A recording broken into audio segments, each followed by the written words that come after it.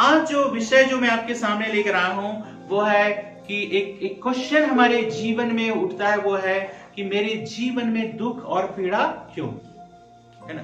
एक दुनिया का सबसे बड़ा प्रॉब्लम है, सबसे बड़ा एक क्वेश्चन है जिसका सॉल्यूशन या हल जो है आज तक किसी के पास नहीं। बहुत सारे क्वेश्चंस आपके मन में होते हैं और जिसका आंसर कोई भी व्यक्ति बता सकता है ना, कि उसका आंसर ये है, ये है, ये है।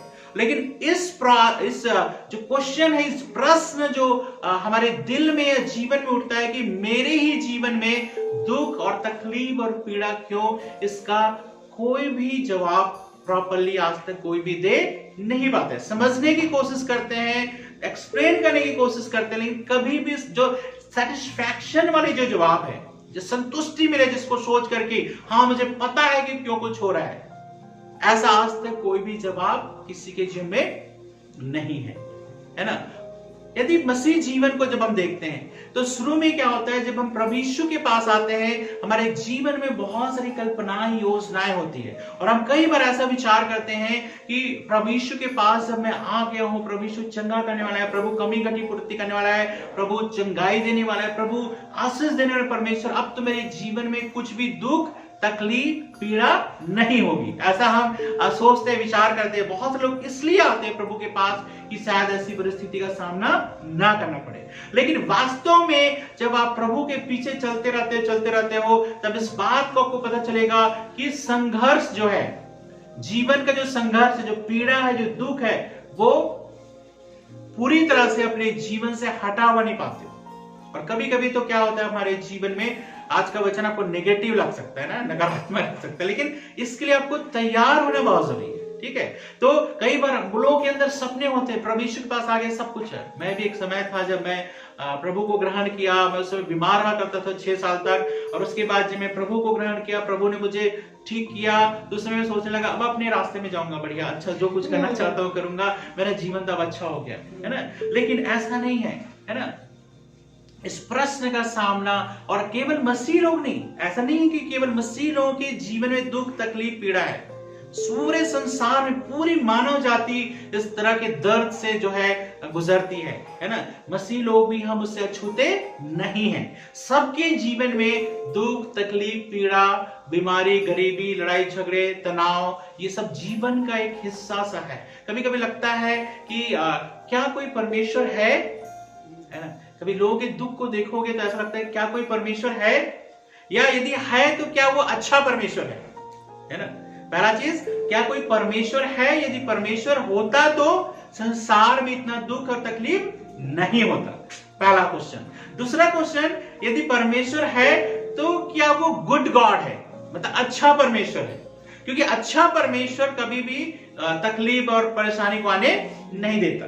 या तीसरा क्वेश्चन होता है कि जब परमेश्वर अच्छा भी है तो क्यों हमारे जीवन में दुख तकलीफ पीड़ा को अलाउ करता है, या कई बार क्यों नहीं दूर कर देता, क्यों नहीं चुटकियों में क्या होता, दूर कर देता, है ना। एक सवाल हमारे अंदर हमेशा गूंजता है और आप सब भी इससे संघर्ष करते होंगे। यदि आप परमेश्वर के वचन में बढ़ना चाहते हैं तो कृपया इस चैनल को सब्सक्राइब कीजिए और हमारे वीडियोस को ज्यादा से ज्यादा लोग तक शेयर कीजिए, ताकि परमेश्वर का वचन ज्यादा से ज्यादा लोगों तक पहुंच सके। भले आप बोलते हो कि प्रभु मैं आप पे बहुत विश्वासी हूं, मैं प्रार्थना करती हूँ, आराधना करती हूँ, सब कुछ करते हैं, लेकिन एक सवाल हमेशा हमारे जीवन में आता है, प्रभु ये दुख क्यों। जब आप अच्छे परमेश्वर हो, आप संसार में दुख को क्यों नहीं हटा देते, संसार से दुख को क्यों नहीं ले लेते। आप एक ऐसे संसार की रचना आपने क्यों नहीं करी जिसमें कोई दुख और तकलीफ ना हो, जिसमें आनंद ही आनंद हो, सब कुछ अच्छा हो, है ना। तो एक सवाल हमेशा मेरे अंदर गूंजते, और बड़े बड़े थियोलॉजियन लोग, बड़े बड़े फिलोसोफर लोग बहुत सारे तरीके ढूंढते हैं, लेकिन आज तक कोई भी सेटिस्फैक्शन आंसर नहीं दे पाया, है ना। और बाइबल की पहली किताब भी इसी के बारे में बात करती है। बाइबल की पहली किताब क्या है जो सबसे पहले लिखी गई? अय्यूब। हालांकि अय्यूब को हम बाद में पाते हैं, लेकिन बाइबल में सबसे पहली किताब जो लिखी गई है ना, वो उत्पत्ति न हो करके अय्यूब है ना। और अय्यूब की जो किताब है चैप्टर 50 अध्याय उसमें, है ना। 50 है, कम ज्यादा है, ध्यान नहीं आ रहा, ठीक है, लगभग 50 अध्याय ठीक है, उसमें इस बात का जो है जिक्र है, सॉरी यदि गलत हो नंबर तो मुझे एग्जैक्टली याद नहीं आ रहा है, ठीक है।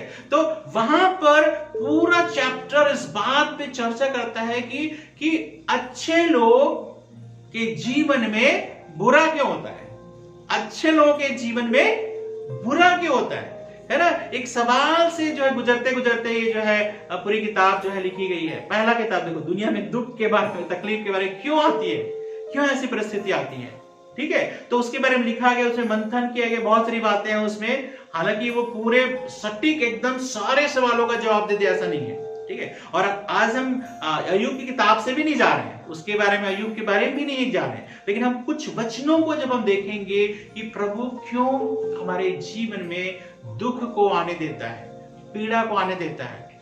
मैं एक वर्ड यूज कर रहा हूं, आने देता है।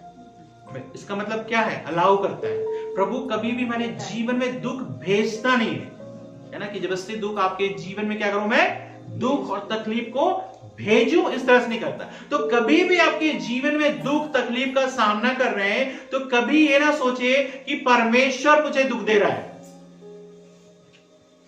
परमेश्वर मुझे दुख दे रहा है या बीमारी भेज रहा है या तकलीफ भेज रहा है या समस्या भेज रहा है या आर्थिक समस्या भेज रहा है। ऐसा कभी भी आप ऐसा विचार ना करें। प्रभु क्या करता है, केवल अलाउ करता है, आने देता है, लेकिन दुख तकलीफ प्रभु हमारे जीवन में नहीं भेजता है। सबसे पहली बात जब हम देखते हैं कि कैसा हमारा एटीट्यूड होना चाहिए, कैसा हमारा मनोभाव होना चाहिए जब हम कई तरह के दुख और तकलीफ का सामना करते हैं, और कई बार तो असहनीय हो जाता है, या एक समस्या से आप निकले नहीं, दूसरी समस्या हमारे जीवन में हमेशा तैयार रहती है। तो आपका जो एटीट्यूड है या मनोभाव उस पीड़ा के प्रति, दुख के प्रति किस तरह का होना चाहिए। यदि याकूब उसका 1 अध्याय के 2 से लेकर 4 पद तक हम पढ़ेंगे, यहां पर क्या लिखा है देखिए। याकूब उसका 1 अध्याय और उसका 2 से लेकर 4 पद में परमेश्वर का वचन क्या कहता है कि क्या होना चाहिए। हाँ। हे मेरे भाइयों, हाँ। जब तुम नाना प्रकार की परीक्षाओं में पड़ो, हाँ। तो इसको पूरे आनंद की बात समझो। हाँ, सबसे पहले कहता है नाना प्रकार की परीक्षाओं में पड़ो। आप यहाँ पे तो दुख की बात कर रहे थे, सफरिंग की बात कर रहे थे, और आप परीक्षा की बात कर रहे हो, है ना।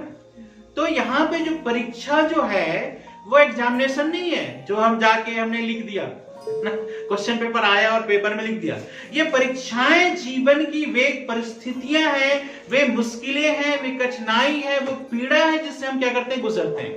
बाय द वे, यहाँ पे जो परीक्षा वर्ड यूज हुआ है उसको आप उस रूप में लो कि जो हम समस्या में से गुजरते हैं, पीड़ा में से गुजरते हैं, दर्द में से गुजरते हैं, और उसके विषय में लिखा गया है। कहते हैं जब तुम नाना प्रकार की, है ना, डिफरेंट टाइप्स हो सकते हैं, अलग अलग, हर एक का जीवन में सेम नहीं है। कभी कभी हम दूसरों की गवाही सुन के क्या सोचते हैं पता है, मेरे जीवन में भी ऐसी होगा। कोई बोलेगा, गवाही देगा कि जो है मैं जा रही थी, बिल्कुल घर में पैसा नहीं था, अचानक मुझे सोने का सिक्का मिल गया, या मतलब किसी का पर्स मिल गया, उसमें एड्रेस भी नहीं था, तो मैं किसको देता, तो मैं, प्रभु ने मेरी जरूरत को पूरा कर। तो अगला आदमी गवाही सुन के क्या सोचता है, यार मैं भी जब जाता रहूंगा तो शायद कई बार कुछ दिखेगा तो आदमी सोचेगा प्रभु मुझे भी तो नहीं दे रहा है। तो प्रभु सबके जीवन में जैसे काम नहीं करते हैं, ठीक है। तो यहां पर यह है कि नाना प्रकार की परीक्षाओं में से होकर हमें गुजरते हैं, डिफरेंट टाइप्स, है ना। तो हर एक व्यक्ति अलग अलग तरीके से समस्या में से गुजरता है। हर परिवार की समस्या अलग है, हर व्यक्ति की समस्या अलग है। कोई भी समस्या को आप सेम नहीं बोल सकते, है ना। तभी तो जो है हल करने का तरीका सेम भी नहीं है। हर बुखार में आप एक ही तरह की दवाई नहीं दे सकते। हमको पता है, ठीक है, बुखार में पैरासीटामोल खाना है, लेकिन वो बुखार इन्फेक्शन की वजह से आ रहा है, बुखार तो उतर जाएगा यदि इन्फेक्शन की वजह से आ रहा है। वायरल है तो पैरासीटामोल से उतर जाएगा, लेकिन यदि इन्फेक्शन है तो जब तक उस इन्फेक्शन को आप डील नहीं करोगे, जब तक इन्फेक्शन को दूर नहीं करोगे, वो बुखार आपके जीवन में आते रहेगा, महीनों तक आता रहेगा। तो कई बार हम क्या करते हैं, उसने ऐसा किया तो मैं क्या करूंगा, मेरे जीवन में भी ऐसे करूंगा। नहीं, अलग अलग प्रकार की समस्याएं हैं, और प्रभु स्पेसिफिकली आपके लाइफ में अलग तरीके से क्या करता है, हर परिवार को डील करता है।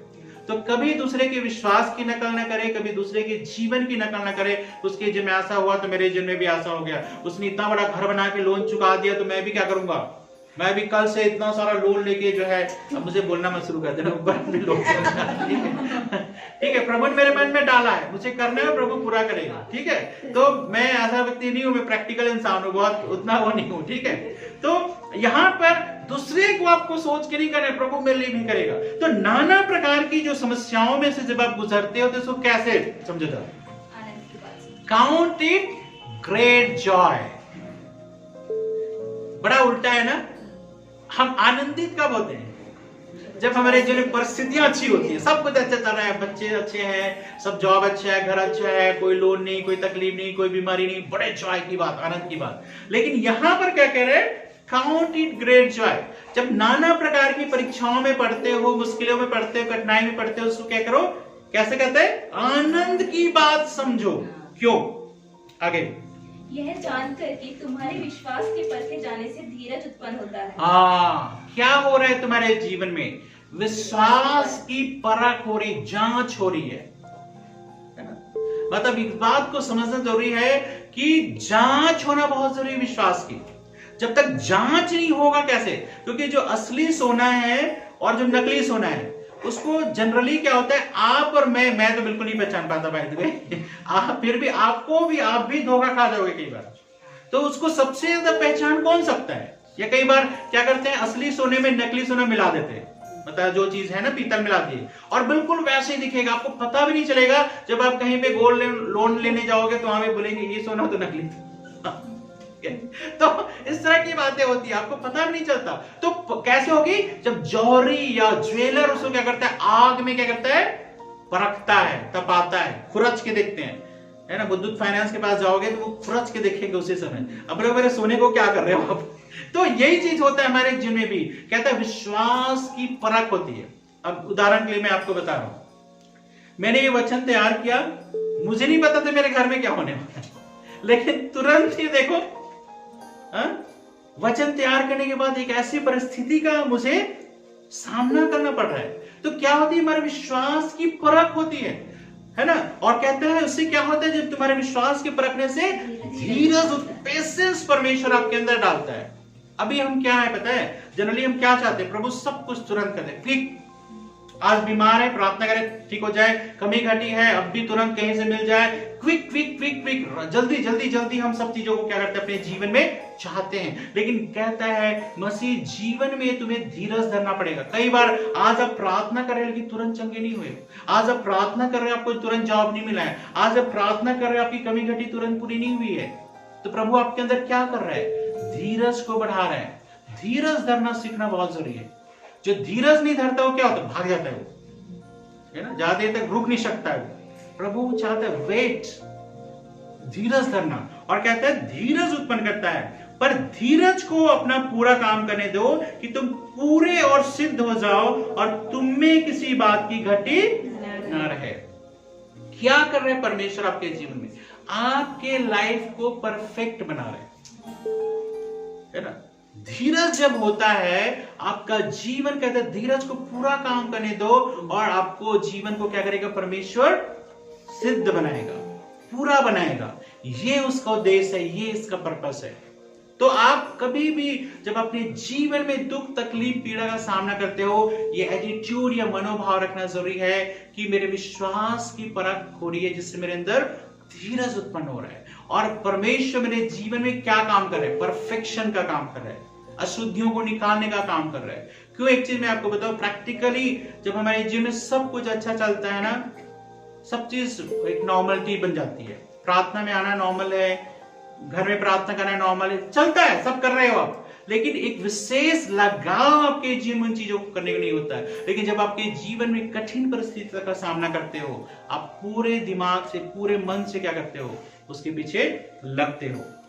दूसरी बात, दूसरा कुरिन्थियों उसके 4 अध्याय के 17 पद को जब हम पढ़ते हैं तो यहां पर ये लिखा है कि ये जो हमारा जो प्रॉब्लम है, जो तकलीफ है, वो कहते हैं थोड़े समय तक के लिए, मोमेंट्री है। मतलब ये जो है, जो पीड़ा है वो ज्यादा देर की नहीं, लेकिन कहता है मोमेंट्री है। देखिए यहाँ पे क्या लिखा है, दूसरा कुरिन्थियों उसके 4 अध्याय के 17 पद में, क्योंकि हमारा पल भर का हल्का सा क्लेश हमारे लिए बहुत ही महत्वपूर्ण और अनंत महिमा उत्पन्न करते जाता है।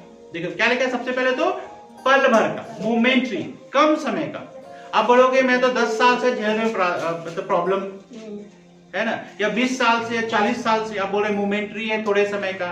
लेकिन कंपैरेटिवली है ना, जो अनंत जीवन में जो जीवन बिताने वाले हैं, है ना, जिसका कोई अंत नहीं। कितने साल होगा? 100 साल, 1000 साल, 1 लाख साल, 1 करोड़ साल तक, है ना। अनंत कब बोलते हैं हम? कब बोलते हैं अनंत? अनंत की परिभाषा क्या है? जब काउंटिंग खत्म हो जाती है ना। तो इसका मतलब ये है कि प्रभु ने जब अनंत जीवन की बात किया तो उसका कोई काउंटिंग नहीं है। मतलब ऐसा कभी समय आएगा ही नहीं कि हम जो है मर जाएंगे, फिर मतलब अभी मरेंगे, लेकिन उसके बाद हम कभी भी ऐसा समय हमारे पास नहीं आएगा कि हम कहेंगे नहीं फिर से वही परिस्थिति आ गई। तो यहां पर कह रहे हैं कि सोचो, आज अपने जीवन को 10 साल, 5 साल, 3 साल या 7 साल की परेशानी को जब हम देखते हैं तो बहुत बड़ा लगता है, क्योंकि हम इस जीवन के बारे में 70-80 साल के जीवन के बारे में सोचते हैं कि 80 साल में से जो 40 साल मेरे प्रॉब्लम में चले गए। लेकिन कंपेयर करोगे उससे जो अनंत काल तक के लिए प्रभु हमें तैयार कर रहा है, तो कुछ भी नहीं है ना। 1 करोड़ साल में 10 साल कुछ भी नहीं है ना, डॉट के बराबर है। और क्या कहता है? हल्का सा क्लेश, है ना, केवल समय पल भर का टाइम बता रहे हैं। लेकिन जो दुख और तकलीफ झेल रहे हैं, उस महिमा के आगे, उस आनंद के आगे ये क्लेश कुछ भी नहीं है ना। जब एक स्त्री जो है बच्चे को जन्म देती है ना, कितना मुश्किल समय उसके लिए, बहुत ही मुश्किल समय है। चाहे ऑपरेशन से करवाओ, चाहे नॉर्मल डिलीवरी करवाओ, लेकिन उसके लिए जीवन और मौत की बात है, बच्चे के लिए भी और मां के लिए भी, है ना। जीवन मौत की बात है। कभी सबसे ज्यादा मौतें महिलाओं की कब होती है? डिलीवरी के समय। डराने के लिए नहीं बोल रहा हूं मैं आपको कि आप डरो कि मेरे अंदर भी ऐसा होगा, लेकिन सबसे ज्यादा संघर्ष औरतें कब करती हैं? पीड़ा के लिए। लेकिन क्या होता है, वो उस बात को भूल जाती है जब बच्चा पैदा हो जाता है कि कितने पीड़ा में से होके गई, या उसके बाद ऑपरेशन भी हुआ था, आप भूल जाओगे, बच्चे को देख करके आप भूल जाओगे, आप चल भी नहीं पा रहे हो, पेट में ऑपरेशन हुआ है तो बैठ भी नहीं पा रहे हो, सारी चीजों को भूल जाते हैं। उसी तरह से परमेश्वर का वचन कहता है, जो हमारा क्लेश है, जो दुख है, जो एफ्लिक्शन है, जो पीड़ा है, उसके आगे उस अनंत महिमा, कहता है इंपॉर्टेंट है। कह रहा है जो दुख और तकलीफ और पीड़ा जब आप झेलते हो, क्या है वो? इंपॉर्टेंट है, महत्वपूर्ण है, और कहता है अनंत महिमा उत्पन्न करते जाता है। तो किससे कंपेयर करोगे अपने दुख और तकलीफ को? अनंत जीवन से कंप्लेन क्या करो? फिर क्यों हमारे जीवन में ये चीजें आती हैं? यदि हम जो परीक्षाएं के जो हमारे जीवन में जो दुख और तकलीफ और पीड़ा जो आती है, हमारे जीवन को परखता है। जैसे कि अभी हमने पहला वचन में भी पढ़ा कि हमारे अंदर की चीजें बाहर आती है ना। इसलिए यदि हम पहला पत्रस उसके 4 अध्याय के 12 और 13 पद को हम पढ़ेंगे, यहाँ पर क्या लिखा है? 1 पीटर चैप्टर 4, 12 और से लेकर 13, देखिए क्या लिखा है यहाँ पर। क्यों ऐसा होता है? हे प्रियो, जो दुख रूपी अग्नि तुम्हारे परखने के लिए तुम पे भड़की है, इसे यह समझकर अचंभा ना करो कि कोई अनोखी बात तुम पर बीत रही है ना। जो पहले से तैयार नहीं होता है उसके लिए क्या है? वो सोचता रहता है, सपना देखता रहता है ना कि जो है सब कुछ अच्छा होगा, सब कुछ अच्छा चलेगा, लेकिन अचानक से जब उसको जीवन में तकलीफ आती, पीड़ा आती है, उसको क्या लगता है? शॉक हो जाते हैं। बहुत सारे लोग शॉक होते हैं ना, तकलीफ आ गई बोल के, मतलब प्रार्थना, आज से प्रार्थना नहीं, आज से वचन नहीं पढ़ना, आज से नहीं जाना क्योंकि मेरे जीवन में ये तकलीफ है। शौक लगता है क्योंकि उनको लगता है कि सब चीज अच्छा होगा। आजकल प्रचार भी ज्यादातर ऐसे किया जाता है ना, प्रभु के पास आओ, सब चीज ठीक हो जाएगा, जॉब नहीं जॉब लग जाएगा, शादी नहीं हो रही शादी हो जाएगी, कमी घटी है पूरा करेगा, या ऐसा सारी चीजें तुम्हारे जीवन में होगी। तो लोग क्या एक सपना के साथ आते हैं कि सब कुछ अच्छा होगा, लेकिन क्या यहाँ पे दुख रूपी अग्नि भड़क गई है, जिससे तुम अचंभा मत करो, पहले से प्रिपेयर रहो। मैं नहीं कह रहा हूं कि आपको जीवन भर दुख तकलीफ पीड़ा में सो के जाना पड़ेगा, मैं ऐसा मेरा प्रचार का विषय नहीं है, लेकिन यदि आपके जीवन में आता है तो आपका मनोभाव क्या होता है, आप क्या सोचते हो? पहले से प्रिपेयर रहो कि चाहे मुझे दुख भी उठाना पड़े तो भी मैं प्रभु को नहीं छोड़ूंगा। अभी हम जब गीत गा रहे थे, जिस पर उसका भरोसा वो तो कभी ना टिकेगा, चाहे बीमारी, चाहे गरीबी, चाहे वो अकाल। लेकिन क्या होता है, बीमारी में ही, गरीबी में ही, अकाल में ही सब छोड़ के भाग जाते हैं, परमेश्वर से दूर चले जाते हैं। लेकिन यहां पर जो है कहता है यदि आपका भरोसा परमेश्वर पर है तो इतनी सारी चीजों को कहता है अचंभा मत करो जब तुम्हारे जीवन में कई कठिन परिस्थिति का सामना करता है, लॉस का सामना करना पड़ता है, क्योंकि हमेशा हम प्रॉफिट के बारे में सोचते हैं, लेकिन लॉस के लिए भी कई बार अपने जीवन में तैयार रहो। हमेशा सोचते मत रहो लॉस होगा, लेकिन लॉस का भी सामना करना पड़ रहा है और आप प्रार्थना करें और तुरंत आपका लॉस जो आपका जो हानि है वो तुरंत ठीक नहीं हो रहा है, तो पर भी आप अपना परमेश्वर से भरोसा मत हटाओ। बोलो चाहे कुछ भी हो जाए, चाहे लाभ हो चाहे हानि हो, चाहे कुछ हो, चाहे मुझे जॉब मिले चाहे ना मिले, बीमारी ठीक हो चाहे ना हो, दुष्टात्मा भागे चाहे ना भागे, प्रभु मैं आपको नहीं छोड़ूंगा। और यहां कहता है पर जैसे जैसे 13 पद में जैसे जैसे मसीह के दुखों में सहभागी होते हो आनंद करो, जिससे उसकी महिमा के प्रकट होते समय भी तुम आनंदित और मगन हो। क्या है कहता है मसीह के दुखों में सहभागी होना। आनंद में तो सब सहभागी हो सकते हैं, बर्थडे होता है, शादी होता है, जिसको आपने एक बार बुला दिया वो भी आ जाता है दूर दूर के रिश्तेदार, कभी आपने देखा भी नहीं हुआ जो भैया के साला का मामा का भांजा भी शादी में आता है ना, जिससे आपका कोई रिश्ता नहीं है। आनंद में सब कहता है, लेकिन दुख में सहभागी होना बहुत मुश्किल होता है, कठिनाई होता है। दुख में कितना समय हम दोनों के साथ दे सकते हैं, बहुत कम होता है, लेकिन कहते हैं मसीह के दुखों में सहभागी होते हो तो क्या करो, आनंद की बात समझो।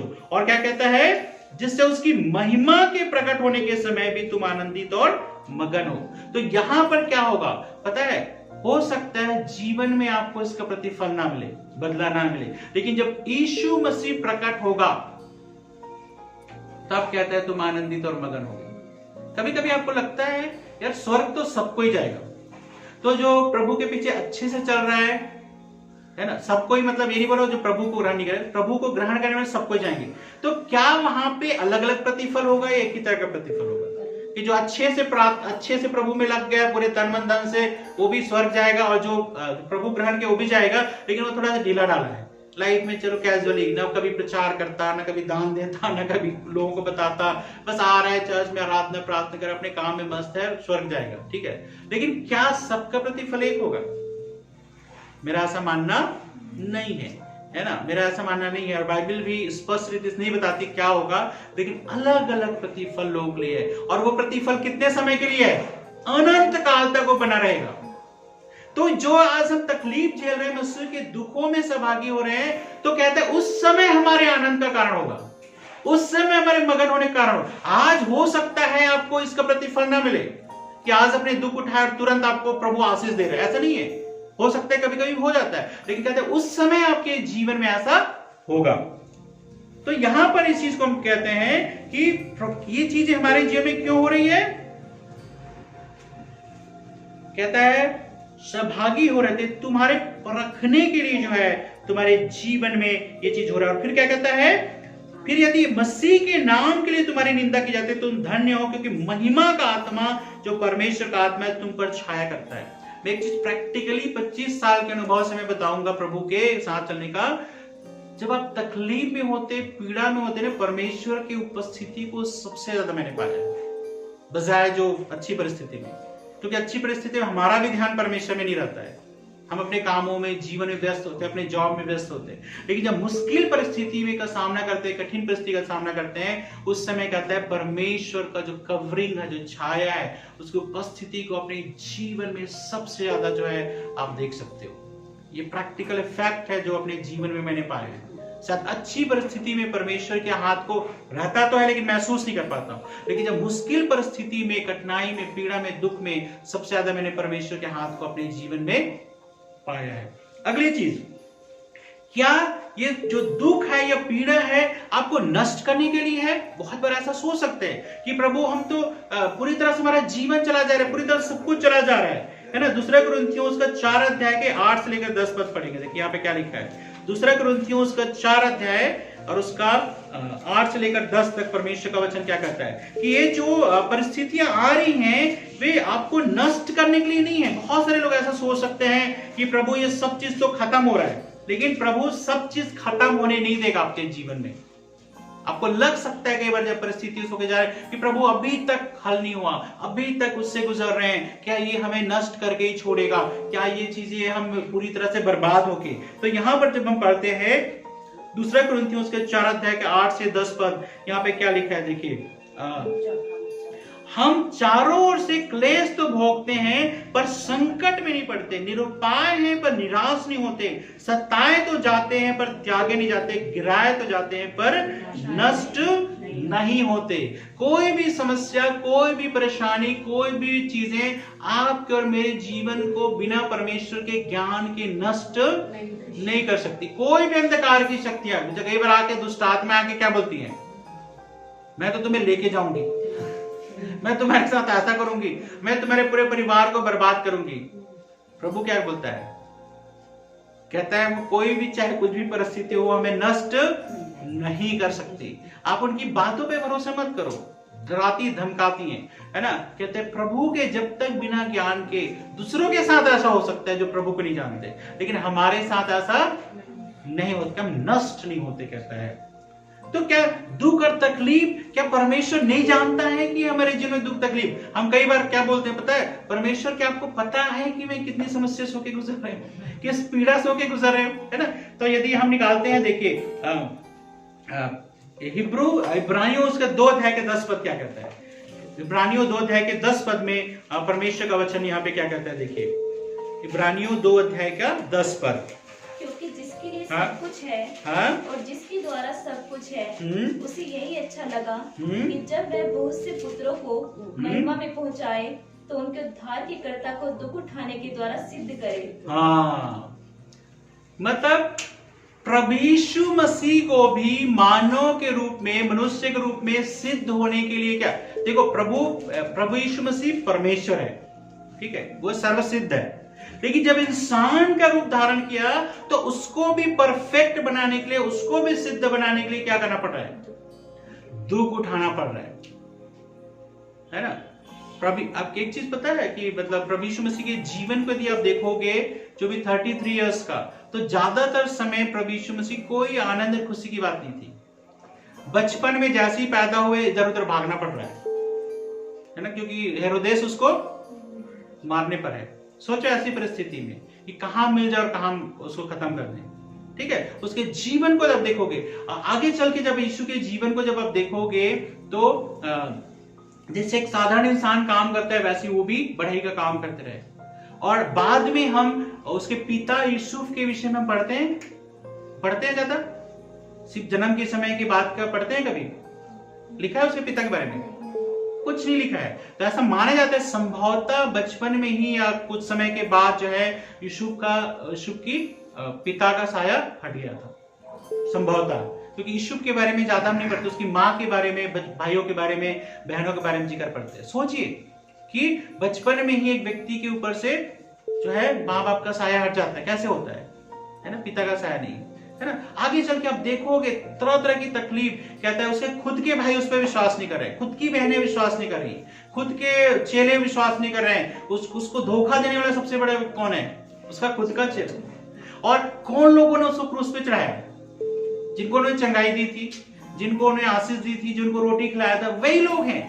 आपके जीवन में क्या होता है पता है, जब कोई व्यक्ति आप किसी के लिए भला करते हैं और वही व्यक्ति आपके जीवन में बुरा करता है, क्या लगता है आपको? बोलते दूसरा कर लेता है तो कोई बात नहीं थी, लेकिन जिसके लिए मैंने इतना दुख तकलीफ उठाया, पीड़ा उठाया, वही व्यक्ति क्या कर रहा है, मेरे जीवन में दोष लगा रहा है। सबसे बड़ा पीड़ा की बात होती है, और यीशु मसीह सबसे होके गुजरे हैं, ठीक है। हर तरह की पीड़ा, हर तरह की कठिनाई, हर तरह की, कई बार खाने तक का समय नहीं, क्या मतलब लगता है खाने तक भी नहीं होता था, है ना। और लिखा है कि मनुष्य के पुत्र को सिर धरने की भी जगह नहीं है, कुछ नहीं है, मतलब जहां पे वो अपना कह सके ना, लोगों को अपना कह सकता है। हर तरह से देखोगे तो प्रभु, सबसे बड़ा तो क्रूस की मौत है, दुनिया में सबसे दर्दनाक मौत। उस दर्द से ज्यादा क्या दर्द है पता है, कि अपराधियों के साथ गिना गया। यीशु को दंड किए गए, अपराधी बन गए, है ना। कितना दुख लगता है ना जब हमने कुछ गलत काम नहीं किया और कोई हमें दोष लगाता है, कितना मुश्किल होता है उसको झेलना। और यीशु के साथ तो सबसे बड़ा दोष मतलब जो है कि जो है ये मृत्यु दंड के योग्य है। सोचो इन सारी परिस्थिति से होकर भी प्रभु यीशु मसीह गुजरे हैं। हर तरह के दुख, तकलीफ, पीड़ा जो आप और मैं झेलते हैं, ऐसा कोई भी दुख और तकलीफ और पीड़ा नहीं है जिसमें प्रभु यीशु मसीह नहीं गुजरे हों।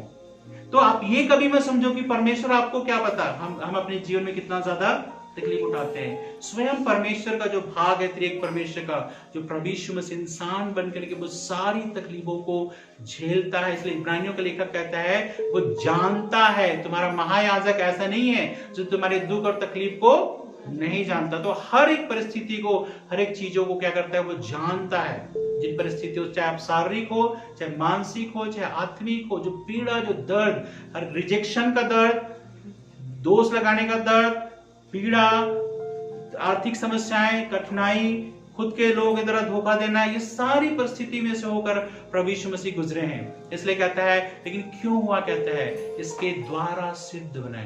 तो प्रभु चमत्कारिक तरीके से सिद्ध नहीं बने। प्रभु परमेश्वर के रूप में तो सिद्ध है, लेकिन इंसान के रूप में कैसे सिद्ध बने हैं? दुख उठा उठाकर परमेश्वर ने उसको क्या किया। ये नहीं कि मेरा पुत्र है, परमेश्वर का बेटा है, तो वो सब, जैसे राजा का बेटा है तो वो राजा है, उसको कुछ करने की जरूरत नहीं है, ठीक है। लेकिन नहीं, कहता है दुख उठा करके उसको सिद्ध किया गया है।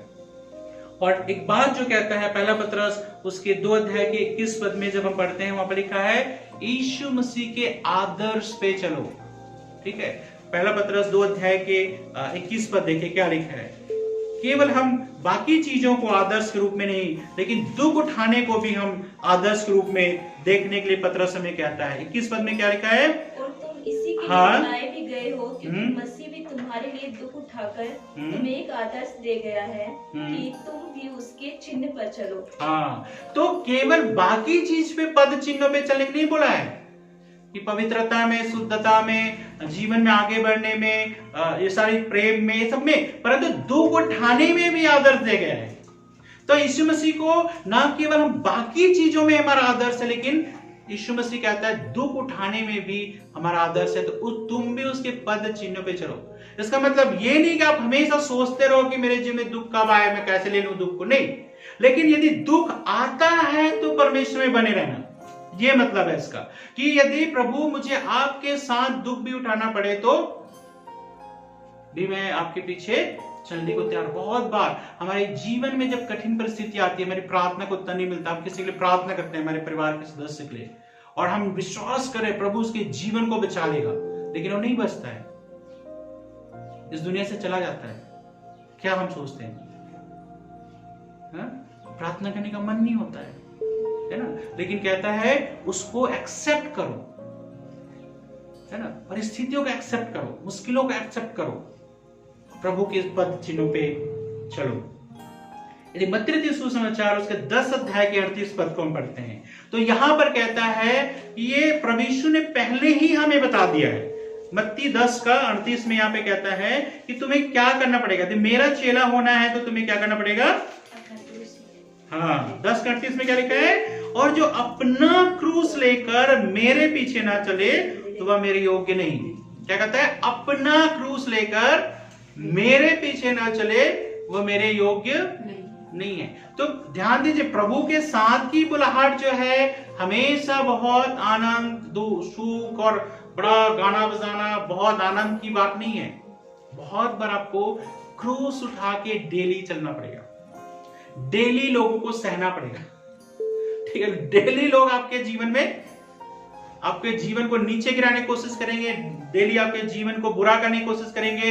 आप कितना भी लोगों के लिए अच्छा बन जाओ, लेकिन आपके जीवन में कभी भी वो धन्यवादी नहीं रहेंगे। हमेशा आपके जीवन को क्या करेंगे, आप जिनके साथ काम करते हो, आप उनके लिए बता रहा हूं ना, हॉस्पिटल में होंगे, रात रात भर जग जाओ, उनको ब्लड भी दे दो, सब कुछ करो, जैसे ठीक हो जाएंगे उसके बाद आते ही क्या करेंगे, आपके सबसे पहले आपके पत्ते काटने की कोशिश करेंगे। कौन? जिसके लिए आप ब्लड दे रहे हो, जिसके लिए आप सारी रात जग रहे हो, जिसके लिए आप चाहते हो कि ठीक हो जाए। तो ये इंसानों का स्वभाव है। तो प्रतिदिन आपको क्रूस उठाने की जरूरत है, और अपना क्रूस, बहुत सारे लोग क्या करते हैं, ले मेरा भी क्रूस उठा और अपना भी क्रूस उठा, ठीक है। बहुत सारे लोग अपनी सारी तकलीफों को दूसरों को देना चाहते हैं और अपना फ्री बनाना चाहते हैं, लेकिन ऐसा नहीं है। प्रभु के हाथ में अपना जीवन को क्या करना है, हमें सौंपना है, अपना क्रूस उठाकर प्रतिदिन चलना है। दूसरों के हाथ में जब हम सौंपते हैं और दूसरों को कभी भी ये नहीं कहेंगे तू मेरा क्रूस उठा, हर व्यक्ति को अपना क्रूस उठाना है। यहाँ पे पति पत्नी को भी क्या करना है, पति पत्नी को भी क्या करना है, पत्नी को अपना क्रूस उठाना है, पति को अपना क्रूस। भले एक दूसरे का बर्डन उठाना है, बाइबल कहती है ना, एक दूसरे का बोझ उठाओ, लेकिन क्रूस जो है सबको अपना अपना उठाना है। ठीक है, तो यहां पे कहते हैं मेरे योग्य नहीं हो सकता है। और क्या करता है, जो दुख है आपके जीवन में क्या करता है, पहला पत्रस उसका 1 अध्याय के 6 और 7 पद देखिए क्या लिखा है। पहला पत्रस 1 अध्याय का 6 और 7 पद कि क्या करता है आपके जीवन में जो सफरिंग है या जो दुख है। वो पहला पत्रस उसका 1 अध्याय का 6 और 7 पद देखिए क्या है। तुम मगन होते हो, यद्यपि अवश्य है कि अब कुछ दिन तक नाना प्रकार की परीक्षाओं के कारण उदास हो, और यह इसलिए है कि तुम्हारा परखा हुआ विश्वास, जो आग से ताए हुए नाशमान सोने से भी कहीं अधिक बहुमूल्य है, यीशु मसीह के प्रकट होने पर प्रशंसा और महिमा और आदर का कारण ठहरे। ठीक है, कहते हैं यहाँ कहते हैं इस कारण तुम मगन होते हो, यद्यपि अवश्य कभी कुछ दिनों के लिए नाना प्रकार की परीक्षाओं के कारण दुख में हो, लेकिन कहते हैं जब यीशु मसीह प्रकट होगा, है ना, आपकी जो है परख क्या होता है, एक्चुअली क्या कहते हैं नासमान सोने से भी अधिक बहुमूल्य। कहता है परखना चीज हमारे जीवन के अंदर को, आंतरिक चीजों को क्या करता है, प्रकट करता है। मैं सोचता था यार कि लोग अपने बच्चों को मारते क्यों हैं। मैं इस उदाहरण को कई बार दे चुका हूँ। अपनी पत्नी को बहुत प्यार करना चाहिए, अपने बच्चों को नहीं मारना चाहिए, है ना। जो शादीशुदा नहीं हमेशा सलाह देते हैं ना दूसरे को कि यार क्यों बच्चे को इतना ज्यादा, हम नहीं किसी घर जाते हैं क्यों बच्चे को डांट रहे हो, क्यों मार रहे हो, ये कर रहे हो, हम बोलते हैं कि नहीं बोलते हैं, क्योंकि अभी हम शादीशुदा नहीं है, हमें पता नहीं एक्चुअल में क्या हो रहा है। या पता ना जब एक्चुअल में परिस्थिति होती है तब आपको पता चलेगा कि आप जो सीधे रहने वाले, कभी गुस्सा नहीं करने वाले, आपके अंदर गुस्सा कहां से आता है, आपके अंदर चीजें कहां से आती है। अभी लगेगा आपको यार, है ना, जब तक बच्चे नहीं होते प्यार करते हैं ना दूसरे के बच्चे को, ओ आजा बेटा गोद में उठा के, जब उसके बाद खुद के बच्चे को पता होता, आपको पता चलता है कि आपका बीपी हाई कैसे होता है। जितने बच्चे हैं उनको पता है ना। जो बच्चे जिनके नहीं है वो लगता है यार कि बच्चों को तो ऐसा नहीं पालन पोषण करना चाहिए, मारना नहीं चाहिए, ये नहीं करना चाहिए, वो नहीं करना चाहिए। जब खुद के बच्चे होते हैं तो सारी चीज होता है। तो यहाँ पे क्या कहता है, आपके आंतरिक जीवन को प्रकट करता है परीक्षाएं, दुख, कि आपके अंदर क्या क्या चीजें हैं। जब वैसी परिस्थिति से आप जो है गुजरते हो। यदि हम भजन संहिता 119 का 71 पढ़ेंगे और 67 पढ़ेंगे, भजन संहिता 119 का 71 और 67, देखिए दोनों में क्या लिखा है। कई बार परमेश्वर आपके और मेरे जीवन में क्यों ये चीज आने देगा। भजन संहिता उसका 119 और उसका 67 और 71 क्या लिखा है, देखिए यहाँ पर। उससे पहले कि मैं दुखित हुआ, मैं भटकता था, तो अब मैं तेरे वचन को मानता हूँ। और 71 पढ़ दो। मुझे जो दुख हुआ वह मेरे लिए भला ही हुआ है, जिससे मैं तेरी विधियों को सीख सकूं। क्या कहता है, मुझे जो दुख हुआ मेरे लिए क्या हुआ, अच्छा हुआ। कोई मानता है दुख अच्छा है? कोई भी नहीं मानता है। कठिनाई को कोई मानता है अच्छा मानता है? नहीं मानता है। लेकिन यहां पर कहता है मेरे जीवन में जो दुख हुआ क्या हुआ, अच्छा हुआ, भला हुआ। क्यों अच्छा हुआ, भला हुआ, क्यों कहते हैं यहाँ पे, बहुत बार मैं बताऊं, परमेश्वर के करीब कब आते हैं, जब दुख में होते हैं, है ना। आप लोग फोन मुझे तब ज्यादा कब, जब फोन नहीं करते तो मैं समझ जाता हूँ आप अपने लाइफ में बिजी हो। ठीक है, अपने लाइफ में बिजी हो, काम में बिजी हो, सब में बिजी हो। जब प्रॉब्लम, जब फोन आता है तो मैं समझ जाता हूँ आप जो है कुछ विशेष परिस्थिति आपके जीवन में हो रही है। क्योंकि उस समय जो है आप घर में भी प्रार्थना करने बुलाओगे, यहाँ पर भी आओगे, फोन भी करोगे, सब कुछ होगा। क्यों, परेशानी है। तो क्या हो गया, प्रभु के करीब आते हैं, उस समय ज्यादा प्रार्थना करना पड़ जाता है, वचन पढ़ना पड़ जाता है, सब कुछ उस समय सब चीज भूल जाते हैं हम, केवल प्रभु याद रहता है। तो कहता है ये भला हुआ मेरे जीवन में जो ये तकलीफ हुआ, कहता है मैं। और इसमें जो 67 में क्या पढ़ा था हमने, क्या लिखा वहां पे, इससे पहले जो मेरे जीवन में वो दुख आया, मैं भटकता था अपने लाइफ। हम में से कई लोग तो ऐसे हैं, अपने लाइफ में बिजी हैं, लेकिन जब तकलीफ आती है तो हम प्रभु के पास आते हैं। कई बार परमेश्वर हमारे जीवन में आने देता है ताकि आप है ना। एक समय था शुरू में हम लोग 3 बजे रात को उठ के प्रार्थना करते थे। अब कौन करता है? मैं भी नहीं उठ पाता 3 बजे।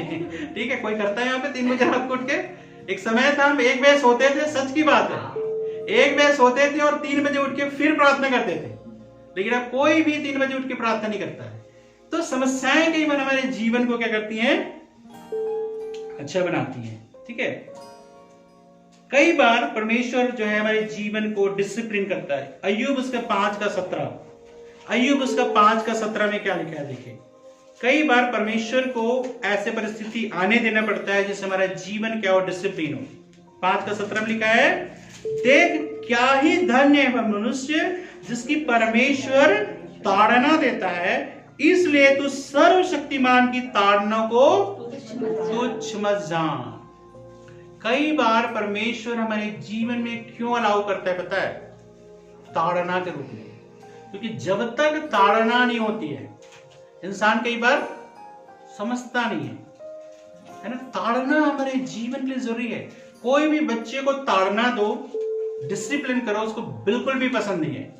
इसलिए बच्चों को क्या माँ बाप बिल्कुल पसंद नहीं। कौन पसंद आता है? दादा दादी, नाना नानी, क्योंकि वो कुछ नहीं बोलते हैं। ओ बच्चा मेरा आ जा गोद में, तो दिन भर हमेशा हर चीज जो चाहिए मिले। माँ बाप हमेशा ये मत करो, वो मत करो, यहाँ जाओ मार खाओगे, यहाँ जाओ तो ये चीज करोगे। तो बच्चे क्या करते हैं? बिल्कुल नहीं सुनते हैं। लेकिन जब ताड़ना पड़ती है उनके जीवन में क्या होता है? सुधरते हैं। तो इसलिए तो कई बार नीति वचन लिखा है, तो अपने बच्चे को छड़ी उठाने से मत डर। तो कभी कभी छड़ी भी परमेश्वर भी क्या करता है? हमारे जीवन को डिसिप्लिन करने के लिए, हमारे जीवन को अनुशासन में लेने के लिए क्या करता है? कई बार ऐसी ऐसी परिस्थितियों को आने देता है डिसिप्लिन के लिए, बुरा करने के लिए नहीं, लेकिन डिसिप्लिन, अनुशासन बहुत जरूरी हमारे जीवन में परमेश्वर के प्रति। लेकिन क्या परमेश्वर हमेशा हमें जीवन को दुख तकलीफ में रखेगा? ऐसा नहीं है। ठीक है, मेरे विचार को उद्देश्य नहीं कि आप आज जाने के बाद आप सोचने लगे यार अब तो जो है हमारे जीवन, सारा जीवन दुख तकलीफ पीड़ा से भरा रहेगा, हम जो है हमेशा हम तो सोचते थे ऐसा नहीं होगा। नहीं, मेरे कहने का उद्देश्य नहीं है।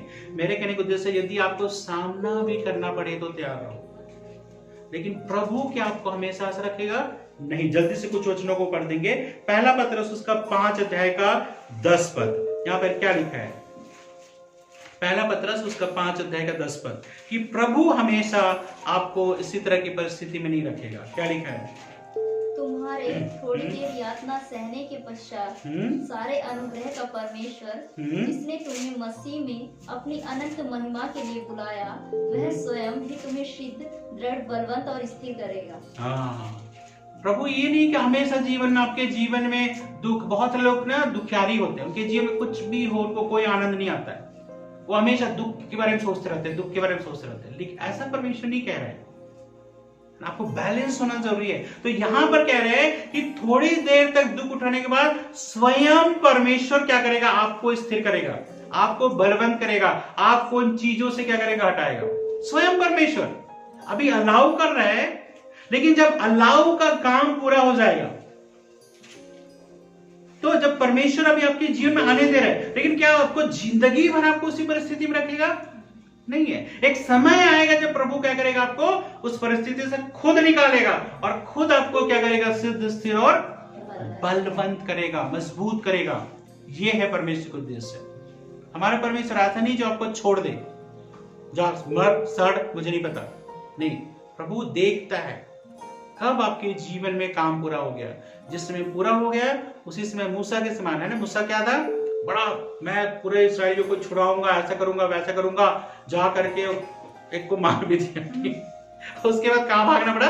जंगल में। और जंगल में 40 साल तक क्या कर रहा है वो? अभी तो बड़ा राजा बनने का सपना देख रहा था, बड़ा मैं इस्राएलियों को छुड़ाऊंगा, ये करूंगा, जाके भेड़ बकरियों को चरा रहे। कितने साल तक? 40 साल तक। 40 साल तक कोई किसी के जेल में हो, हालांकि उसकी उम्र 120 साल थी, लेकिन चलो हमारे जीवन में चलो 15 साल ही मान लो। ऐसी परिस्थिति है, सब खत्म, कुछ नहीं, भेड़ बकरी याद है, ठीक है, सब चीज खत्म। लेकिन क्या हुआ? जब 40 साल पूरा हुआ, कहता है प्रभु ने उसको दर्शन दिया। तो प्रभु छोड़ता नहीं आपके जीवन को। कभी ये मत समझो कि आज मैं तकलीफ में हूं, प्रभु देख नहीं रहे, पता नहीं कहां है, कैसे है मेरे जीवन। नहीं, वो देख रहे हैं आपके जीवन को। एक समय ऐसा आएगा जब अपने आप को, अपनी सामर्थ को आपके जीवन में प्रकट करेगा। और बाद में मूसा वैसे ही व्यक्ति बना जैसा वो सोचता था या परमेश्वर ने रखा था। बीच में ये मुश्किल समय था, ठीक है। तो परमेश्वर आपके लाइफ को क्या करे, रिस्टोर करेगा। प्रभु आपको फिर से ऊपर उठाएगा, फिर से आपके जीवन को आगे बढ़ाएगा। फिर क्या लिखा है, क्या कर रहा है आपके जीवन में? रोमियो उसके 5 अध्याय के 3 से 5 पद। रोमियो उसका 5 अध्याय के 3 से 5, और कोई निकाले भजन संहिता 34 का 19। देखो यहाँ पर क्या लिखा है, दोनों हम पढ़ेंगे जल्दी जल्दी से। यहाँ पर रोमियो 5 का 3 से 5। केवल यही नहीं वरन हम क्लेश में भी घमंड करें। क्लेश में घमंड करें, घमंड की बात है। मेरे जीवन में कमी घटी, घमंड की लोग किस पे घमंड करते हैं? कि उनके पास क्या है, ठीक है, क्या है उस पे घमंड करते हैं। लेकिन यहां पर प्रभु परमेश्वर का वचन क्या कहता है, किस पे घमंड करना है? आज मुझे कोई काम नहीं मिला, ठीक है, आज पूरे पहले महीने की सैलरी नहीं मिली, आज मैं बीमार हूं, आज मैं तकलीफ में हूं, मुश्किल, आज किसी ने मुझे बुरा बुरा बोला, तो क्या घमंड करने की बात है? परमेश्वर का वचन ऐसे ही बोल रहा है, ठीक है। क्लेश में भी क्या करते हैं हम? घमंड की बात है करते हैं, ठीक है। और आगे, यही जानकर कि क्लेश से धीरज, और धीरज क्यों जानकर, क्यों हमें घमंड करना है? ये जानकर कि क्लेश के द्वारा क्या हो रहा है? धीरज उत्पन्न हो रहा है। धीरज जो है आपके जीवन में बहुत जरूरी है। और आगे, और धीरज से खरा निकलना। हाँ, धीरज से, जब धीरज आपके जीवन में आता है, खरा निकलते हैं। खरा निकलना मतलब क्या होता है? जब आपके जीवन में प्यूरिफाई होता है ना। ये चीज परमेश्वर आपके जीवन में काम कर रहा है। और आगे, और खरे निकलने से आशा उत्पन्न होती है। हाँ, खरे निकलने से क्या होती है? आशा उत्पन्न होती है। और आशा से लज्जा नहीं होती, क्योंकि पवित्र आत्मा जो हमें दिया गया है उसके द्वारा परमेश्वर का प्रेम हमारे मन में डाला गया है। तो यहाँ पर जो खरा निकलना जो वर्ड है, एक्चुअली हिंदी में खरा निकलना है, लेकिन इंग्लिश में जब आप इसको पढ़ोगे तो जो है परमेश्वर आपके अंदर एक चरित्र का निर्माण कर रहा है, कैरेक्टर बिल्डअप हो रहा है आपके जीवन में, है ना। बहुत, मैं अपने जीवन को मैं सोचता हूँ ना, मैं इतना घमंडी इंसान, इतना ऐसा, मतलब बहुत सारी चीजें मेरे जीवन में थी, लेकिन धीरे धीरे परमेश्वर ने पूरी तरह से तोड़ तोड़ के मतलब जो है पूरी तरह से ऐसा कर दिया कि जैसे होता नहीं, मैं सोचता 1 साल में ऐसा हो जाएगा, वह 2 साल में। प्रभु ने मुझे लंबे समय तक कठिनाइयों में रखा, जिससे क्या होता है, जैसे आज भी बताया कि मैं खाना भी फेंकता नहीं, मैं इतना मोटापे के कारण क्या, मैं बच्चों का भी खा देता हूँ, वो लोग मुझे दे देते, मैं फेंकता नहीं। क्यों? क्योंकि प्रभु ने मुझे ऐसी परिस्थिति में रखा कि कई दिन तक खाना ही नहीं है, कुछ नहीं है, पैसा नहीं है, तो मुझे खाने का वैल्यू पता है। आपको जब दिन में रोज रात मिलता है, आपको पता ही नहीं है कि माँ बाप कैसे कर कमा कर लाते हैं, रोज मिल रहा है, तो क्या करते हैं? खाना नहीं खाना, छोड़ो, फेंको, टेस्ट अच्छा नहीं, फेंको, मतलब फेंको में सबसे ज्यादा रहता है। लेकिन जब आपको पता रहेगा ना कि खाने का वैल्यू क्या है, क्योंकि कभी आपने ऐसा परिस्थिति होके गुजरे हो, तो क्या होगा? मैं आज भी पुराने कपड़े में पहन लेता हूं, मुझे कोई वो नहीं है कि इसका रंग ऐसा फेड है, ये है, थोड़ा ढीला है, टाइट है। क्यों? क्योंकि ऐसी परिस्थिति गुजरा हूं मैं, है ना। कि ऐसे भी नहीं होते थे कि मतलब इतने कपड़े भी नहीं, उसी को धोना, उसी को पहनना होता था। तो सारी चीजों में प्रभु हमारे जीवन में क्यों ऐसा परिस्थिति आने देता है? ताकि हम उसके महत्व को समझें। कैरेक्टर बिल्डअप होता है, चरित्र का निर्माण होता है। तो प्रभु आपके जीवन में क्या कर रहे हैं? चरित्र निर्माण को पहली प्राथमिकता दे रहे हैं, इसके बजाय कि आपके जीवन में आशीषों को। बहुत बार मैं प्रोफेसी का विरोध करता हूं, तो मैं प्रभु के द्वारा दी गई भविष्यवाणी का विरोध नहीं करता हूं। बाय द वे, आपको लग सकता है कई बार ना कि ये बहुत भविष्यवक्ताओं का, इनका जो है बहुत विरोध करते हैं। मैं विरोध नहीं करता हूं, लेकिन मैं किस चीज का विरोध करता पता है? क्योंकि उनके मुंह में हमेशा यही रहता है, तुम्हारा घर बनने वाला है, तुम्हारे जिम में आने वाला है, तुम विदेश जाने वाले हो, तुम्हारी नौकरी लगने वाली है, तुम दूसरा घर बनाओगे, तुम दूसरा लैंड खरीदो। उनके मुंह में हमेशा यही बात रहती है। क्या प्रभु सबके जीवन में ऐसे इतनी आशीष से हर समय रहता है? कोई मुझे बोल के बता दे, नहीं रहता है। लेकिन हमेशा उनके मुंह से यही सुनोगे, बस इतना है कि इतना पैसा मुझे दे दो, है ना, इतना मुझे पैसा दे दो तो तुम्हारे जीवन में ये चीज होगा, देखना प्रभु आपके अगले साल एक और घर बना के दे देगा। तो ये चीजें कहता है, आप लोगों के जीवन के चरित्र निर्माण के बारे में कब बोलोगे? किसी भविष्यवक्ता के मुंह से सुने हो कि प्रभु चाहते हैं मेरे बेटे मेरी बेटी जो है, तुम इस मामले में कमजोर हो, इसको तुम आगे बढ़ो? बोलते हैं वो लोग? ज्यादा ये बोलते हैं प्रार्थना करो, आराधना करो, चर्च आओ, बस इससे ज्यादा कुछ नहीं बोलेंगे। चरित्र निर्माण जो है प्रभु आपके जीवन में करता है। तो प्रभु आपकी आशीषें तो देता है, लेकिन आशीषों से बढ़कर आपके चरित्र निर्माण में परमेश्वर की ज्यादा ध्यान है। इस चीज को सोचना है। भजन संहिता 34:19 में हमने क्या पढ़ा था? ठीक है, भजन संहिता उसका 34:19 आपको लंबा लग सकता है थोड़ा सा, लेकिन जरूरी है इन चीजों को आप समझे। 34:19 यहां पर इस प्रकार लिखा है, धर्मी पर बहुत सी विपत्तियां पड़ती तो हैं, परंतु यहोवा उसको उन सब से मुक्त करता है, छुड़ाता है। कहता है बहुत सी विपत्तियां पड़ती है भाई विश्वासियों पर, धर्मियों पर, बल्कि कई बार अधर्मियों से ज्यादा पड़ती है ना। कई बार जो है अधर्मी लोग ज्यादा फलते फूलते आपको नजर आएंगे, अधर्मी लोग ज्यादा आशीषित नजर आएंगे, लेकिन कहते हैं धर्मियों पर बहुत सी विपत्तियां पड़ती है। जीवन ऐसा ही है, अभी उनका समय है, उनका टाइम है, उनको ज्यादा कुछ नहीं होता, लेकिन आप फंसते हो हमेशा, आप मुश्किल में गुजरते हो, आपके सामने ही सामने वो आगे बढ़ जाते हैं पूरा करके, लेकिन आप वहीं के वहीं रहते हो। बहुत सी विपत्ति पड़ती है, और कई बार तो अच्छाई के रास्ते पे चलने में विपत्ति पड़ती है, लेकिन क्या करते हैं प्रभु उन सब से उनको क्या करता है, छुड़ाता है। तो प्रभु का ध्यान है जब आप विपत्तियों में मुश्किल में पड़ते हो। एक और कारण जिसकी वजह से परमेश्वर हमारे जीवन में आने देता है, 2 कुरिन्थियों उसका 1 अध्याय के 3 से लेकर 4 पद। 2 कुरिन्थियों 1 अध्याय 3 और 4 पद क्या लिखा है देखिए। क्यों प्रभु कई बार आपके और मेरे जीवन में कठिनाई को आने देता है? हमारे प्रभु यीशु मसीह के परमेश्वर और पिता का धन्यवाद हो, जो दया का पिता और सब प्रकार की शांति का परमेश्वर है। हमारा परमेश्वर कहते हैं सब प्रकार की शांति का परमेश्वर है।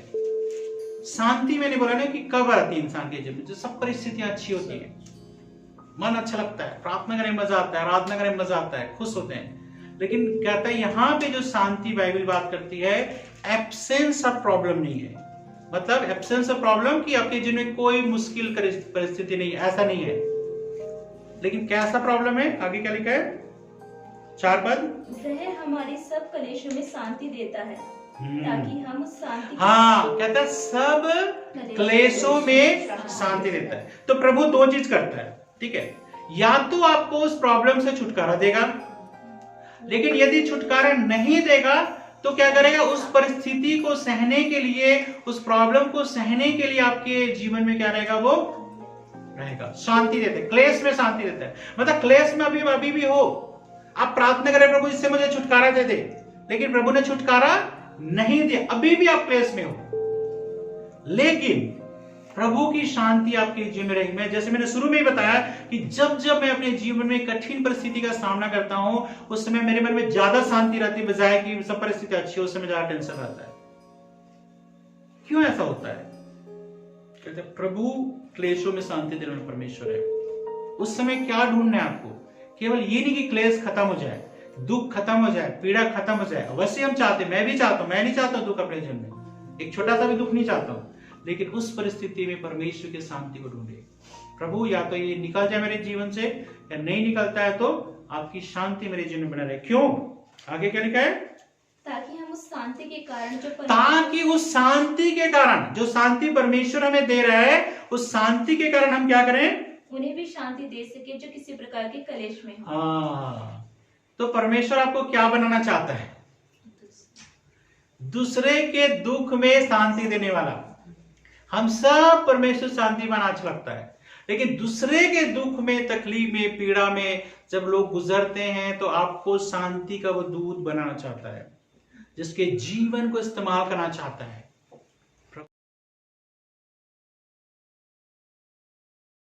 प्रभु एक बात को आपको ध्यान देना है, जब आप कठिनाई का सामना करें ना, आप समझ जाएं कि प्रभु आपके जीवन को इस्तेमाल करने वाला है। जो आदमी कभी प्रॉब्लम में नहीं गया वो क्या करेगा? किसी की है ना, जब किसी के जीवन में कुछ भी होता है कितना दुख होता है। फॉर एग्जांपल कोई हम बोलते हैं कि बस गिर गई, चलो ठीक है, इतने लोग मर गए, पढ़ते हो आप, कितना दुख होता है। खाना पीना छोड़ देते हो, सब चीज काम करना छोड़ देते हो, गप्पे मारना छोड़ देते हो, नहीं कुछ नहीं होता। लेकिन अपना परिवार का हो तो है ना, या कोई भी तकलीफ हो, कुछ भी तकलीफ हो, जब बोलते हैं ना जाके पैर फटे न बेबाई, वो क्या जाने पीड़ पर आई। तो दूसरे के दुख में जब आप जाते हो, जब आपको जीवन में तकलीफ नहीं हुआ है तो आपको पता भी नहीं चलेगा वो कैसा तकलीफ हो। अरे रो मत, बोलते ना रो मत, प्रभु सब ठीक करेगा, बोलना बड़ा आसान है, लेकिन जब आप उस तकलीफ में से गुजरते हो तब आपको पता है कि वही दर्द, वही तकलीफ है ना। जब किसी का पेट दर्द हो तो अरे कोई फर्क नहीं पड़ता है, लेकिन जब मैं प्रार्थना करूंगा किसी का पेट दर्द का, कोई फर्क नहीं पड़ेगा। लेकिन जब यदि मुझे भयंकर पेट दर्द हुआ हो और उसके बाद पेट दर्द वाला आ जाए, तो उसके बाद जो मैं प्रार्थना करूंगा कुछ अलग होगा। हा? तो ये चीज परमेश्वर हमारे जीवन में करता है। तो वही मैं बताया, मैं ये मैसेज तैयार कर रहा हूं और मुझे पता ही नहीं कि मेरे घर में क्या होने वाला है, ठीक है। मैं तो दुख, तकलीफ, पीड़ा के बारे में प्रचार करने वाला हूं और मैं सोच रहा हूं बहुत अच्छी बात है। तो प्रभु ने बोला तैयार रहो, तुम्हारे जीवन में भी कुछ हो रहा है, ठीक है। जिस चीज के लिए प्रचार करने वाला हो तो समझ जाओ किस पीड़ा के साथ आप प्रचार करोगे, ठीक है। एक आखिरी पद, ठीक है, खुश हो जाओ। आखिरी पहला कुरिन्थियों 10 अध्याय का 13 पद है ना, पहला कुरिन्थियों 10 अध्याय का 13 पद क्या लिखा है? तुम किसी ऐसी परीक्षा में नहीं पड़े जो मनुष्य के सहने से बाहर है। परमेश्वर सच्चा है और वह तुम्हें सामर्थ्य से बाहर परीक्षा में ना पड़ने देगा, वरन परीक्षा के साथ निकास भी करेगा कि तुम, ये बात हमेशा ध्यान रखना। पहली बात, कोई भी ऐसी परीक्षा आपके जीवन में नहीं आएगी जिसको आप सह ना सको। कई बार हम बोलते हैं ना प्रभु इससे तो आप अच्छा उठा ही लेते, है ना, है ना, बोलते हैं ना प्रार्थना, इतना दर्द सहने से ज्यादा अच्छा है कि आप मुझे उठा लो। एलिया ने भी प्रार्थना करी ना कि प्रभु इससे तो मर जाना अच्छा है। योना ने भी प्रार्थना करी, योना ने भी क्या प्रार्थना की, भाई मैंने यूट्यूब में डाला है, देखना, योना नबी की और दूसरा किसकी डाला है, दाऊद और गोलियत की। आप उसको देखना, उसकी मूवी जब देखोगे तो आपको ज्यादा बाइबल समझ में आएगा। ऐसे शायद उतना नहीं आएगा जब आप पढ़ते हो। मेरे यूट्यूब में डाला है जो चैनल में, है ना, योना और दाऊद और गोलियत की कहानी, ठीक है। तो उसको जब यहाँ पे कह रहा है कि कई बार ऐसी परीक्षा में ना पड़े जो सहने से, है ना। बहुत बार हम प्रार्थना करते हैं प्रभु मुझसे सह नहीं जा रहा है, मुझसे तकलीफ, लेकिन प्रभु जानता है कितना सह सकते हो, उतना ही आपको देगा। और यदि ज्यादा आ रहा है तो क्या क्या क्या चीज है, नहीं, ज्यादा प्रॉब्लम आ रहा है तो क्या हो रहा है, एक्चुअली आपकी सहने की क्षमता ज्यादा है, आपको पता नहीं है, आपको पता नहीं कि आपके सहने की क्षमता ज्यादा है। तो प्रभु आपके अनुसार काम कर रहे हैं भाई। आपको बड़ा रिस्पॉन्सिबिलिटी मिलना है तो बड़ा काम करना पड़ेगा। बहुत लोग दुख कम चाहते हैं, है ना, 5वीं की परीक्षा दे दो बस। तो 5वीं की परीक्षा में आपको क्या होगा, है कोई नौकरी देगा आपको, है ना, ज्यादा कठिन है, बोले गेट का निकालना, नीट का निकालना, इसका निकालना, उसका निकालना, क्योंकि उसके बाद आप किसी एंट्री कर रहे हो आप किसी चीजों में, तो उतना ही कठिन होगा। आपको 5वीं की तरह क्वेश्चन आ जाए तो सबके सब पास हो गए, तो वहां पे इतने धुरंधर पढ़ने वाले लोग निकाल नहीं पाते हैं। तो मैं ये नहीं बोल रहा हूं कि आपको नहीं प्रयास करना, मैं आपको समझा रहा हूं कि कठिन क्यों है, क्योंकि आपको बड़ा बनाना है, आपको सिंपल व्यक्ति नहीं बनाना है। तो प्रभु भी आपके जीवन में क्या करता है, आपके जीवन को कई बार बहुत ज्यादा काटता, छांटता और ये चीज करता है। कई बार बोलो सहने को, जब प्रभु कोई चीज काटेगा, छांटेगा तो आपको दर्द होगा, लेकिन प्रभु आपको क्या करे, ज्यादा ही आपके जीवन को इस्तेमाल करना चाहता है, ज्यादा ही अपने जीवन की महिमा के लिए इस्तेमाल करना चाहता है। और कहता है परमेश्वर सच्चा है, सच्चा एक मतलब विश्वास योग्य है, और वह तुम्हें सामर्थ्य से बाहर परीक्षा में पढ़ने, आपके सामर्थ्य, परमेश्वर जानता है आपका सामर्थ्य कितना है, उससे बाहर आपको परीक्षा में नहीं पढ़ने देगा, परंतु परीक्षा के साथ क्या करेगा, आपका विकास भी करेगा। तो प्रभु ही है जो कई बार आपके और मेरे जीवन में तकलीफों को, पीड़ा को, मुश्किल को आने देता है, लेकिन प्रभु एक समय आता है जब आपको क्या करेगा, वहीं पे पड़े नहीं रहने देगा, वही मुश्किलें पड़े नहीं, लेकिन आपके अंदर क्या चल रहा है, परिस्थिति में क्या चल रहा है ना। जब इस परिस्थिति से गुजरते हैं तो क्या प्रभु में बने रहते हैं या छोड़ देते हैं, यही वो समय होता है ना। जैसे होते हैं आर्मी में जब जाता है इंसान, क्या होता है पता है, बड़े मजे से आर्मी का सिलेक्शन ठीक है, लोग आर्मी में जाऊंगा, ये करूंगा, वो करूंगा, ठीक है। वहां जब जैसे पहला दिन ही होता है, बहुत सारे लोग छोड़ के ऐसे भागते हैं कि जिंदगी में कभी आर्मी का नाम लेते। क्यों?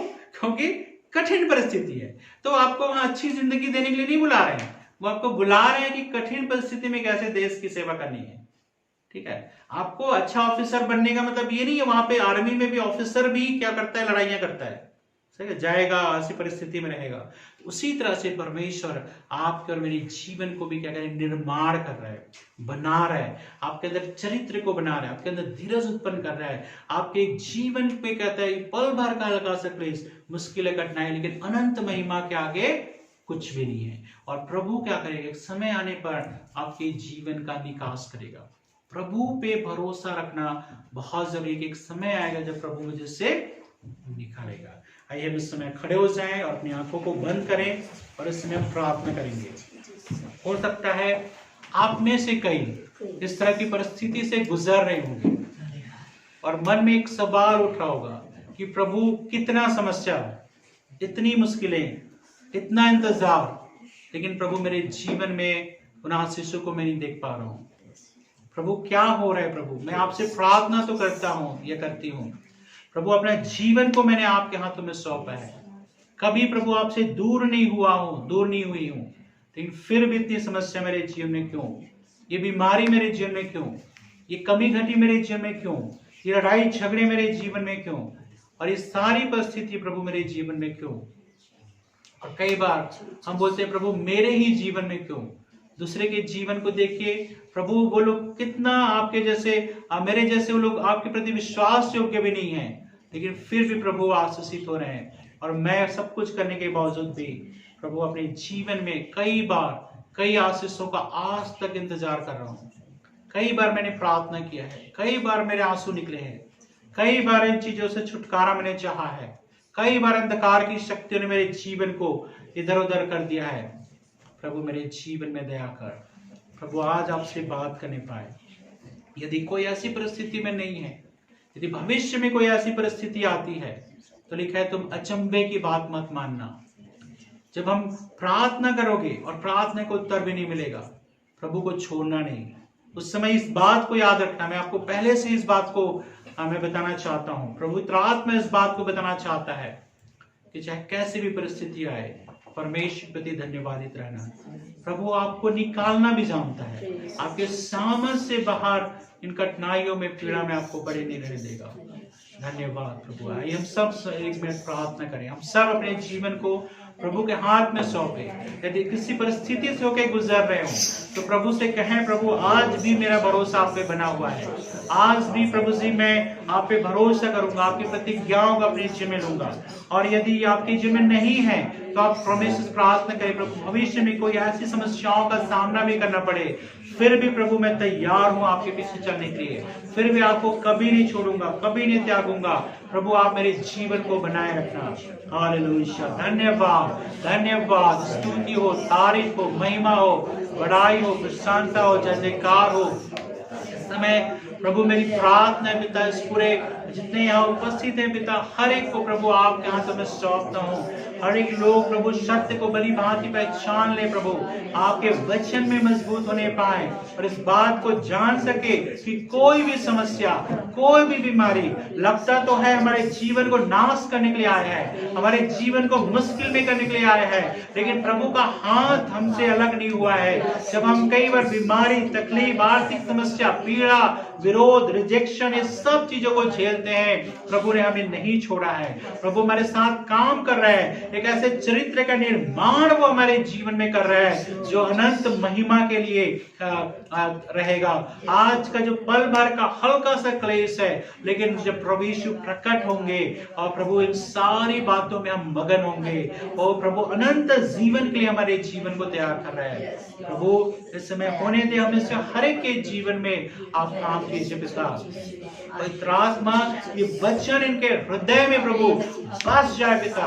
इन लोगों को मैं जिंदगी भर प्रभु हर परिस्थिति में आपके पीछे चलता हुआ देखना चाहता हूँ। मैं अपने परिवार के लिए, मैं अपने लिए प्रार्थना करता हूँ, रोज के लिए प्रार्थना करता हूँ, स्नेह कारुण्य के लिए प्रार्थना करता हूँ। चाहे कुछ भी परिस्थिति आए प्रभु, आप हमारे लिए पहली प्राथमिकता है। प्रभु आपकी सेवा करना, आपके पीछे चलना, आपकी महिमा करना प्रभु सबसे बढ़कर सौभाग्य की बात है। प्रभु दया कर, हर एक कठिनाई में, मुश्किल में प्रभु हम आपको पुकारते हैं, आप ही हमें छुड़ा प्रभु।